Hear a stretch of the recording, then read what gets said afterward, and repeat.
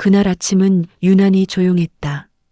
김태식은 평소처럼 6시에 눈을 떴다. 알람은 울리지 않았다. 이제는 울릴 이유가 없었다. 오늘은 그의 인생에서 마지막 출근 날이었다. 37년을 다닌 회사, 같은 자리, 같은 책상, 같은 창문. 그 창밖으로는 늘 똑같은 도로가 보였다. 출근 차량들이 줄지어 서 있고 신입사원들은 바쁘게 뛰어들어가고 커피를 들고 웃는 젊은 직원들. 그는 그 모든 장면을 마지막으로 본다. 부장님, 고생 많으셨습니다. 형님, 존경합니다. 꽃다발, 감사패, 회식 자리, 건배, 그리고 퇴직금 통장 입금 문자. 평생 모은 돈입니다. 이제 편하게 사세요. 사람들은 그렇게 말했다. 편하게? 그는 알 수 없었다. 왜 가슴 한쪽이 텅 빈 것처럼 허전한지. 아이고, 왔어요? 아내 정순자는 평소보다 밝은 표정을 지었다. 오늘부터는 우리 남편 집에 계시는 거네. 그 말은 따뜻했지만 어딘가 낯설었다. 집. 그는 이 집의 가장이었지만 낮 시간의 집은 그의 공간이 아니었다. 부엌에는 아내의 질서가 있었고 거실에는 손주 장난감이 있었고 TV 리모컨도 이미 자리가 정해져 있었다. 아버지, 이제 취미 좀 하세요. 큰아들 민호가 말했다. 골프도 배우시고 여행도 다니시고. 그는 웃었다. 그래, 그래야지. 하지만 그는 알고 있었다. 자신은 취미가 없는 사람이었다. 일이 곧 취미였고 일이 곧 존재 이유였다. 퇴직 후 첫 월요일 아침 6시에 눈을 떴다. 갈 곳이 없었다. 신문을 펼쳤다. 글자가 눈에 들어오지 않았다. TV를 켰다. 뉴스는 어제와 다르지 않았다. 냉장고를 열었다. 먹을 것은 많았지만 입맛은 없었다. 그는 깨달았다. 나는 쓸모가 없어졌구나. 그날 오후 그는 공원을 걸었다. 벤치에 앉아 있는 노인들, 비슷한 표정, 비슷한 한숨. 그는 그들 중 하나가 되었다. 김태식 선생님 되십니까? 낯선 목소리였다. 네, 맞습니다. 퇴직 축하드립니다. 노후 안정형 투자 상품이 있는데요. 그는 순간 관심이 갔다. 노후 안정형, 월 3% 확정 수익, 퇴직금 굴려드립니다. 그의 심장이 조금 뛰었다. 한번 상담 받아보시겠습니까? 그는 망설였다. 하지만 마음속에서 다른 목소리가 들렸다. 아직 난 돈 벌 수 있어. 아직 끝난 게 아니야. 그날 저녁, 초등학교 5학년 손자 지훈이 그의 옆에 앉았다. 할아버지, 왜? 할아버지는 회사에서 뭐 했어요? 그는 잠시 멈췄다. 나는 사람들 책임지는 일을 했지. 그럼 지금은? 그 질문은 칼처럼 들어왔다. 지우는 아무 생각 없이 한 말이었다. 하지만 그는 대답하지 못했다. 잠시 후 지훈이 말했다.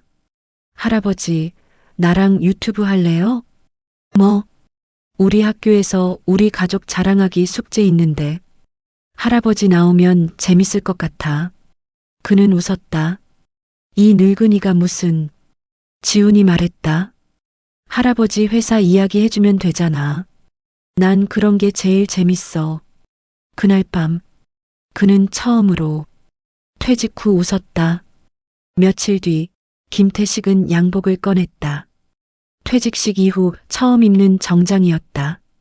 거울 속 자신을 보며 넥타이를 매는데 손이 약간 떨렸다. 왜 이렇게 설레지? 그는 스스로에게 말했다.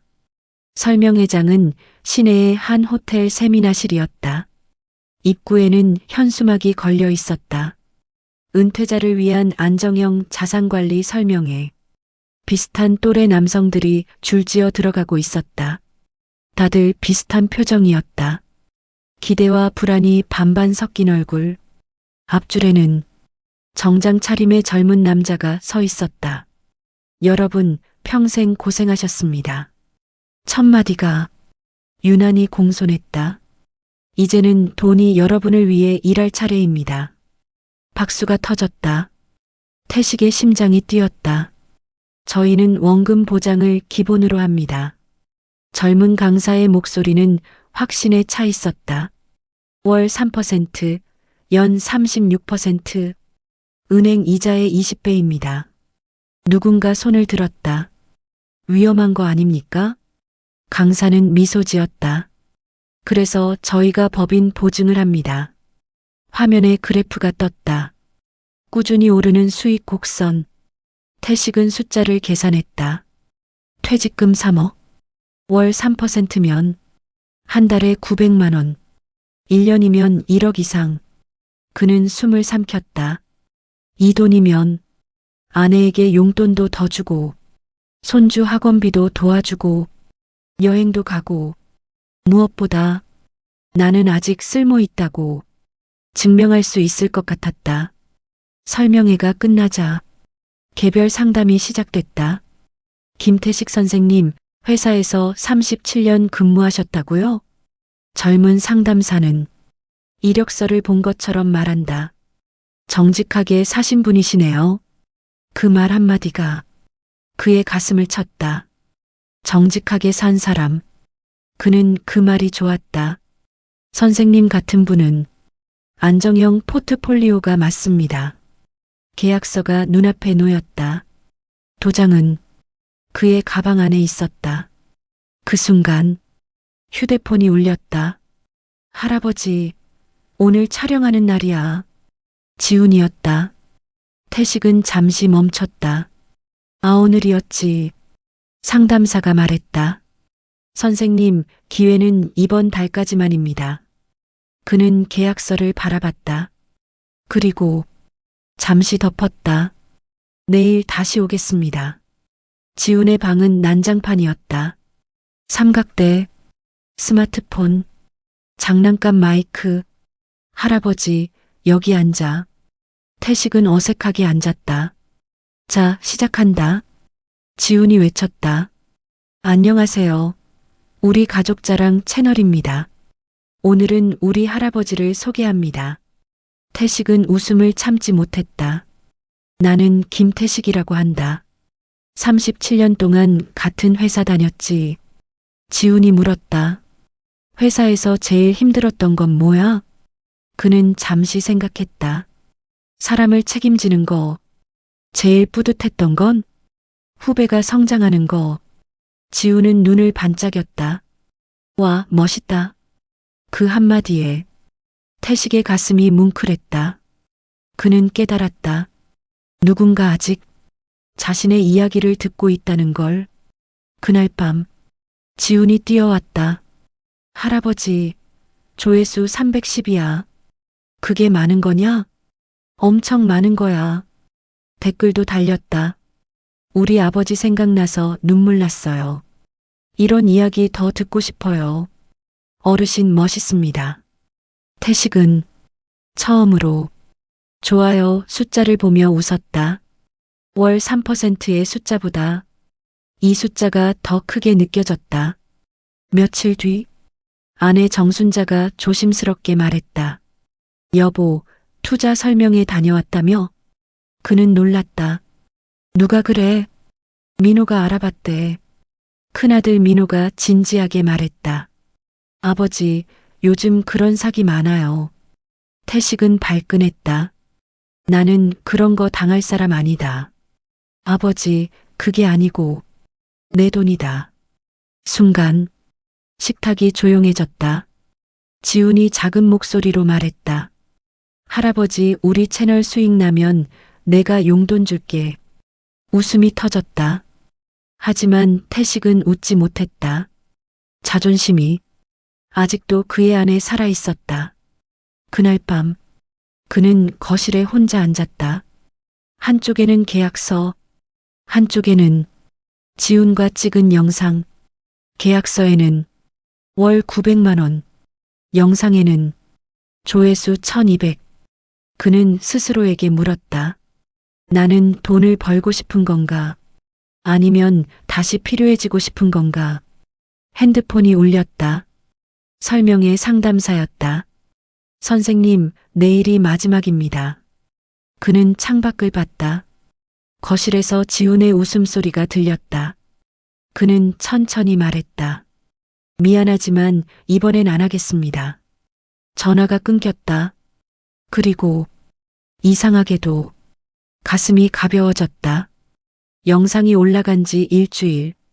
조회수는 1만을 넘었다. 태식은 아직도 믿기지 않았다.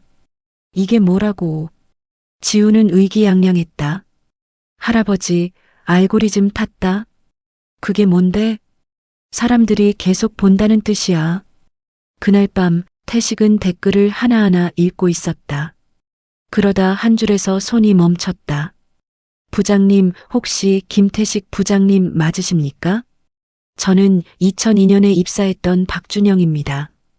그의 숨이 멎었다. 박준영. 입사 첫날 야근하다 울던 신입사원. 실수로 거래처 계약을 망쳐 사표 쓰겠다고 했던 청년. 그때 태식이 말했다. 실수는 내가 책임진다. 넌 다음 계약 잘 따오면 된다. 그 청년이었다. 댓글은 이어졌다. 그때 부장님 아니었으면 저는 이미 회사 그만뒀을 겁니다. 지금은 작은 회사를 운영하고 있습니다. 꼭 한번 뵙고 싶습니다. 태식의 눈이 붉어졌다. 그는 속으로 중얼거렸다. 그래, 나는 쓸모가 있었구나. 지훈이 말했다. 할아버지, 우리 채널 이름 바꾸자. 뭐로? 아버지의 마지막 월급날 어때? 태식은 웃었다. 마지막이면 끝나는 거 아니냐? 지훈이 고개를 저었다. 아니야. 마지막 월급은 돈이 아니라 사람들이 주는 거잖아. 그 말에 태식은 한참을 말없이 앉아 있었다. 그래, 그거 좋다. 채널 이름이 바뀌었다. 그리고 그날 밤 구독자가 5,000명을 넘었다. 며칠 뒤 낯선 번호. 김태식 선생님, 투자건 다시 생각해 보셨습니까? 목소리는 부드러웠지만 어딘가 조급했다. 안 한다고 했지 않소? 상담사는 잠시 침묵했다. 선생님, 이미 일부 자료는 넘어갔습니다. 무슨 소리요? 설명의 참석 명단은 저희 파트너사에도 공유됩니다. 태식의 등줄기가 서늘해졌다. 그날 밤 민호가 말했다. 아버지, 혹시 신분증 사본 같은 거 주셨어요? 태식은 기억을 더듬었다. 출입증 만들 때 주민등록번호 적었는데. 민호의 표정이 굳었다. 아버지, 그거 위험할 수도 있어요. 순간 집안 공기가 얼어붙었다. 지훈이 말했다. 할아버지, 영상으로 알려주면 안 돼? 뭘? 사기 조심하라고. 태식은 멈칫했다. 자존심이 먼저 올라왔다. 내가 당할 뻔했다는 걸 전국에 알리라고? 지우는 고개를 끄덕였다. 그게 더 멋있는 거야. 그 말이 이상하게 가슴을 쳤다. 다음 영상 제목은 이렇게 올라갔다. 퇴직금 사기, 나도 당할 뻔했습니다. 영상에서 태식은 처음으로 자신의 약함을 말했다. 나는 아직 돈을 벌 수 있다고 증명하고 싶었습니다. 댓글은 폭발했다. 우리 아버지도 당할 뻔했어요. 어르신 용기 감사합니다. 이 영상 부모님께 보여드릴게요. 조회수는 하루 만에 10만을 넘겼다. 이틀 후 민호가 뛰어왔다. 아버지, 박준영 씨 기억하세요? 그럼 그분이 연락 왔어요. 박준영은 현재 보안 솔루션 회사를 운영 중이었다. 부장님, 그 업체 저도 조사해 봤습니다. 유사수법으로 고소 진행 중인 곳입니다. 증거 자료가 도착했다. 법인명의 대포 통장, 가짜 수익 인증서. 태식은 손이 떨렸다. 큰일 날 뻔했구나. 박준영은 말했다. 부장님이 저를 살려주셨습니다. 이번엔 제가 돕겠습니다. 태식은 고개를 숙였다. 고맙다 정말. 지훈이 또 말했다. 할아버지, 2탄 찍자. 뭘 또 찍어. 이번엔 진짜로 잡는 거야. 민호와 박준영의 도움으로 자료를 정리했다. 영상 제목. 퇴직자 노리는 사기 조직, 이렇게 움직입니다. 차분한 목소리로 태식은 설명했다. 여러분, 절대 급한 결정하지 마십시오. 영상은 커뮤니티에 퍼졌다. 노인의 카페, 맘카페, 카카오톡 단체방. 조회수 50만, 구독자 10만 돌파. 태식은 멍하니 숫자를 봤다. 이게 나라고? 그날 밤 지훈이 조용히 물었다. 할아버지, 지금 기분 어때? 태식은 생각했다. 퇴직금 3억보다, 월 900만 원보다 지금이 더 벅찼다. 나는 다시 출근하는 기분이다. 지훈이 웃었다. 여긴 집인데? 태식도 웃었다. 그래도 나는 다시 일하는 사람이다. 그 순간 휴대폰 알림이 울렸다. 유튜브 수익 정산 342만 원. 지훈이 눈을 크게 떴다. 와. 태식은 화면을 보며 말했다. 이게 내 마지막 월급이구나. 하지만 곧 고개를 저었다. 아니다. 그는 거실을 둘러봤다.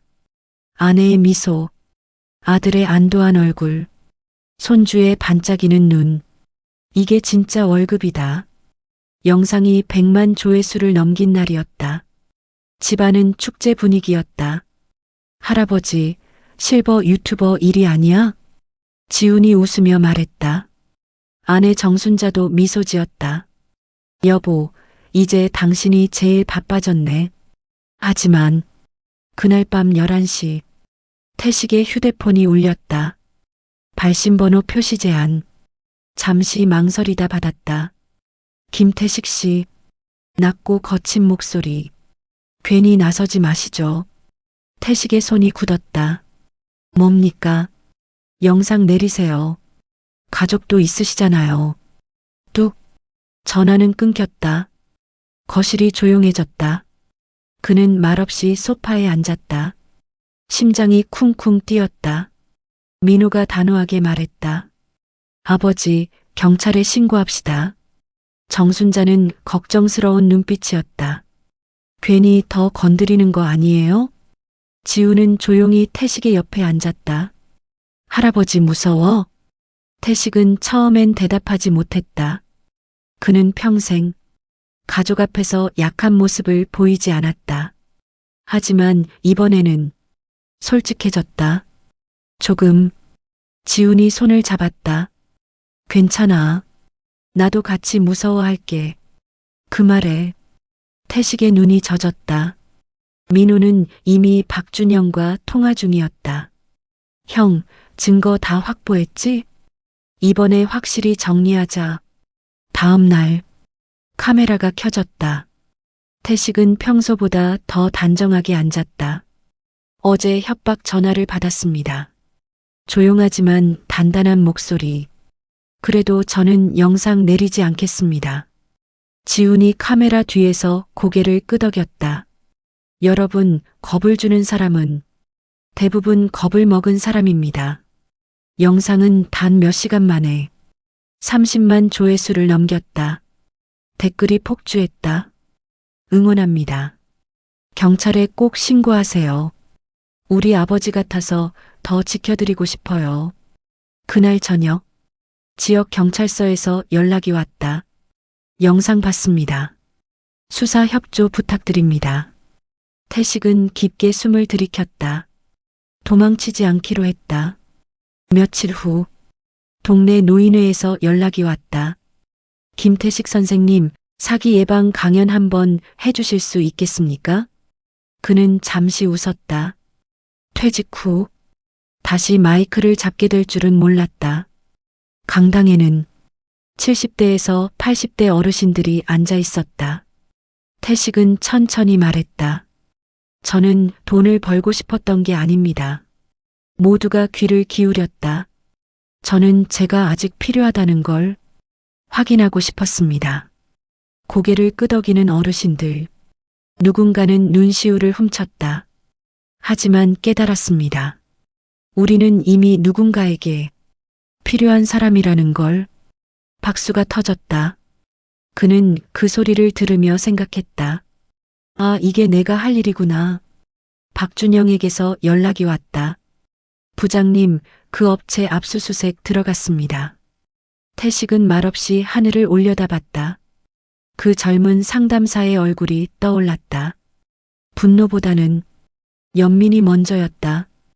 또 누군가의 아들이겠지. 그는 조용히 중얼거렸다. 부장님 덕분입니다. 박준영의 말에 태식은 웃었다. 아니다.